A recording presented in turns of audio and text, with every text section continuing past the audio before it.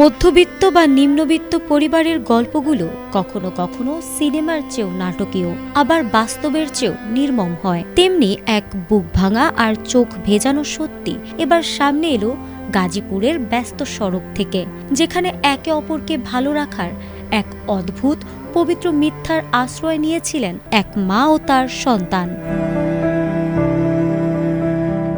সংসারের অভাব অনটন যেন সন্তানের গায়ে না লাগে, তাই মা ছেলেকে বলেছিলেন তিনি একটি গার্মেন্টস ফ্যাক্টরিতে বড় চাকরি করেন, আর মায়ের কষ্ট লাঘব করতে পড়াশোনার পাশাপাশি নিজের খরচ চালাতে ছেলেও মাকে আশ্বাস দিয়ে বলেছিল সে একটি বড় দোকানে কাজ করে।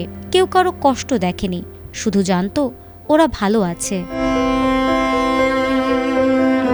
কিন্তু বিধাতা হয়তো এই লুকোচুরি বেশি দিন সইলেন না। গত বৃহস্পতিবার গাজীপুরের এক তপ্ত দুপুরে হঠাৎ করেই মুখোমুখি হন মা ও ছেলে। থমকে যায় চারপাশ। সঠিক প্যাড আর সঠিক তথ্য দিয়ে এসব সামলে নিব এক হয়ে। Monalisa sanitary napkin. মা দেখলেন তার কলিজার টুকরো সন্তানটি রোদে পুড়ে রাস্তায় রাস্তায় বাদাম বিক্রি করছে, আর ছেলে দেখল তার গর্ভধারিণী মা ফুটপাতে বসে চা আর পান সিগারেট বিক্রি করছেন। মুহূর্তেই ভেঙে চুরমার হয়ে যায় দুজনের সাজানো মিথ্যে।